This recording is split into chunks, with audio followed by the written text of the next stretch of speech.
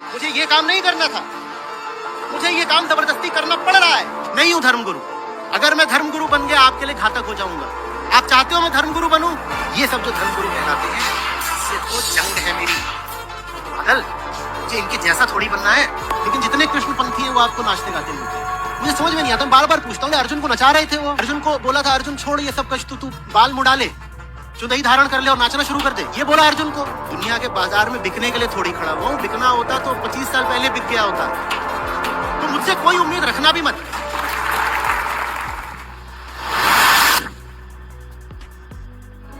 आचार्य प्रशांत, ये नाम तो आपने सुना ही होगा और ये भी सुना होगा कि ये एक ढोंगी है और ये लोगों को बेवकूफ़ बनाता है। ये ओशो की या कहें कि कृष्णमूर्ति की बातों को फॉलो करता है और उन्हीं बातों से अपने जो फॉलोअर्स हैं या इनके जो समर्थक हैं उनको बरगलाता है या बहकाने की कोशिश करता है। तो आज के इसी वीडियो में हम आचार्य प्रशांत के बारे में बात करेंगे। क्या वो सच में एक ढोंगी है या वो एक सही बात करता है? तो जैसे कई सारी चीज़ें हमें आचार्य प्रशांत के खिलाफ सोशल मीडिया पे देखने को मिल जाती हैं जो काफ़ी नेगेटिव चीज़ें हैं, जिससे उनके जो फॉलोअर्स नहीं हैं उनको लगता है कि ये एक फ्रॉड बंदा है। जैसे बहुत से लोगों ने उन्हें पार्टी करते हुए देखा है, स्मोकिंग करते हुए देखा है, तो जहाँ से उनकी एक नेगेटिव इमेज लोगों के सामने आती है। इसी वजह से लोग कहते हैं कि ये आदमी खुद इतने पाप कर रहा है या खुद स्मोकिंग कर रहा है, ड्रिंकिंग कर रहा है, पार्टी कर रहा है, तो ये दूसरे लोगों को ज्ञान कैसे दे सकता है? जब ये सारी सुख सुविधाएं भोग रहा है तो लोगों को कैसे बोल सकता है कि तुम ये चीज़ें छोड़ दो या ये काम मत करो, ये गलत है या ये सही है? इसके बारे में लोगों को कैसे बता सकता है? इसी वजह से ही आचार्य प्रशांत काफ़ी लोगों को एक कन्फ्यूजन पर्सनैलिटी नजर आता है या कन्फ्यूजन इंसान वो बोल देते हैं कि ये इंसान खुद ही कन्फ्यूज्ड है। लेकिन आप खुद सोच के देखिए कि एक वो बंदा जो IIT, IIM plus IAS qualify कर चुका है, जो नॉर्मल लोगों का सपना होता है, जब वो ऐसी बातें बोलता है, लोगों को कुछ सिखाने की कोशिश करता है, तो उसने कुछ ना कुछ पढ़ाई होगा, कुछ ना कुछ सीखा ही होगा। तो इसी बारे में हम आगे वीडियो में बात करेंगे कि क्या बातें आचार्य प्रशांत की सही हैं और क्या गलत है। और आचार्य प्रशांत की बातों से सबसे ज़्यादा दिक्कत उन लोगों को होती है जो सो कॉल धर्म रक्षक बनते हैं या जो नए नए धर्म के रखवाले बने हैं। तो क्योंकि आचार्य प्रशांत बात ऐसी करते हैं जो कि तार्किक होती हैं, जो आज समाज में जो कुरीतियाँ हैं हमारे धर्म में उनको क्रिटिसाइज करते हैं, या हमारे धर्म में हो या किसी दूसरे धर्म में हो, वो उन सभी को क्रिटिसाइज करते हैं। तो ऐसे लोगों को काफ़ी बुरा लगता है, इसीलिए वो उनकी पुरानी वीडियोस और फोटोज उठा के उनको बदनाम करने की कोशिश करते हैं कि ये बंदा खुद सारे मज़े कर रहा है और हमारे धर्म को बदनाम करने की कोशिश कर रहा है।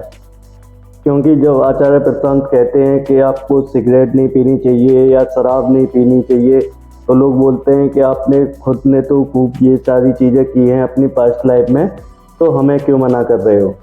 तो इसमें सीधा सा आचार्य प्रशांत का कहना यह है कि मैं इसलिए मना करता हूं कि ये आपके हेल्थ के लिए ख़राब है, ना कि मैं ये बोल रहा कि ये हमारे धर्म में वर्जित हैं या ये हमारे धर्म में ये चीज़ें हराम है। ऐसा कुछ नहीं है। आपको सही लगता है तो आप पीजिए, अगर आपको अपने हेल्थ की परवाह है तो ये चीज़ें मत करिए। और दूसरा ये कि जब भी वो धर्म के बारे में बोलते हैं तो कहते हैं कि आप मानने पर नहीं जानने पर विश्वास कीजिए, कि ये नहीं कि किसी ने बोल दिया कि हमारे भगवान ऐसे थे या वैसे थे, उनमें ये शक्तियाँ थी, तो आप उन चीज़ों को केवल मानिए मत, उनके बारे में पढ़िए, समझिए कि क्या ये चीज़ें पॉसिबल थी, कि कैसे हमारे भगवान हो सकते थे। जैसे उन्होंने एक वीडियो में बोला कि हमारे आज के टाइम में दिखाया जाता है कि भगवान की दाढ़ी कटी हुई है, बाल बिल्कुल साफ हैं, मतलब एक क्लीन इमेज दिखाई जाती है। तो वो बोलते हैं कि अगर राम जंगल में गए थे तो वहाँ पे उन्होंने काफ़ी यातनाएं सही होंगी। वहाँ पे ऐसा तो नहीं था कि वो अपने डेली बाल काट रहे हैं या दाढ़ी साफ कर रहे हैं, ऐसा तो नहीं रहा होगा। जब वो जंगल में चल रहे थे तो उनके पैरों से छाले भी पड़े होंगे, खून भी निकला होगा, कांटे भी चुभे होंगे। तो वो एक कटी फटी इमेज पोर्ट्रेट करने की कोशिश करते हैं कि जब आदमी स्ट्रगल करता है तो वो कैसा दिखता है, ना कि इस तरह की जैसा हमें आज के दौर में दिखाया जा रहा है। तो बस यही बातें इन लोगों को बुरी लग जाती हैं कि आपने हमारे भगवान के बारे में ऐसा बोल क्यों दिया। और आचार्य प्रशांत इस बात पे भी कटाक्ष करते हैं लोगों की, जो आज के लोग बोलते हैं किसी व्हाट्सएप मैसेज को पढ़ के कि जब कोई नासा में रिसर्च होती है या कोई नया इनोवेशन होता है तो लोग बोलते हैं कि ये तो हमारे वेदों में पहले से ही लिखा हुआ था, कि ये तो हम पहले से ही जानते थे। तो वो इसी पे कटाक्ष करते हैं कि आपके वेदों में ये सब पहले से लिखा हुआ था तो आपने ये कर क्यों नहीं लिया, और आपको ये बाद में ही क्यों समझ में आता है या बाद में ही क्यों दिखता है कि आपके वेदों में ये लिखा हुआ है जब कोई नई इनोवेशन हो जाती है, कोई नई रिसर्च हो जाती है। तो ये बात भी लोगों को काफ़ी बुरी लगती है। आचार्य प्रशांत का मानना ये है कि हमारे वेदों में काफ़ी चीज़ें लिखी हुई हैं, काफ़ी चीज़ें अच्छी हैं और काफ़ी इनोवेशन उसके अंदर हैं जो काफ़ी वैज्ञानिक सोच को आगे बढ़ा सकते हैं। लेकिन वो ऐसा नहीं है कि जैसा आप लोग ये पोर्ट्रे करते हो कि कोई भी किसी रिसर्च को देख के बोल दिया, कभी कोई नया इनोवेशन हुआ कि ये तो हमारे वेदों में पहले से ही लिखा हुआ था। अभी उन्होंने जो बात चल रही है वैदिक मैथ की, उस पे एक वीडियो उनका वायरल हुआ, वो आप सबको सुनना चाहिए। कोई बोलता है त्रेता युग में इंटरनेट चलता था, कोई बोलता है ऋग्वेद में एरोस्पेस टेक्नोलॉजी लिखी हुई है, कोई बोलता है वैदिक मैथमेटिक्स। किस वेद में मैथमेटिक्स लिखी हुई है बताओ तो मुझे।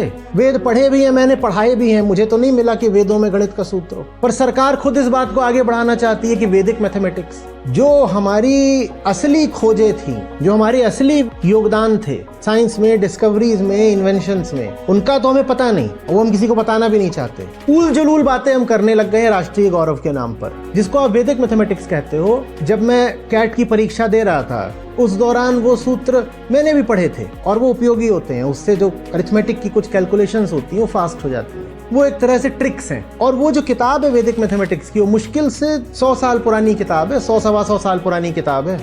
अब वेद अपने आप में महान है, उसमें इस तरह की बात जोड़ने की कोई ज़रूरत नहीं है।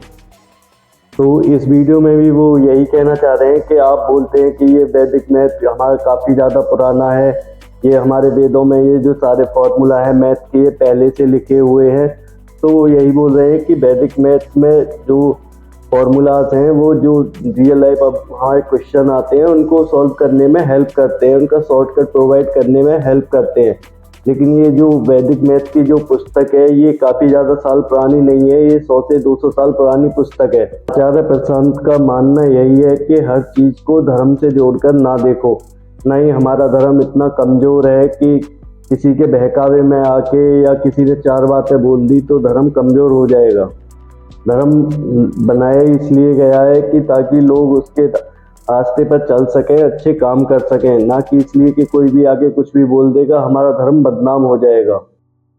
तो आज के वीडियो में बस इतना ही। अगर आपको वीडियो अच्छा लगा हो तो वीडियो को लाइक करें और चैनल को सब्सक्राइब करना ना भूलें। धन्यवाद।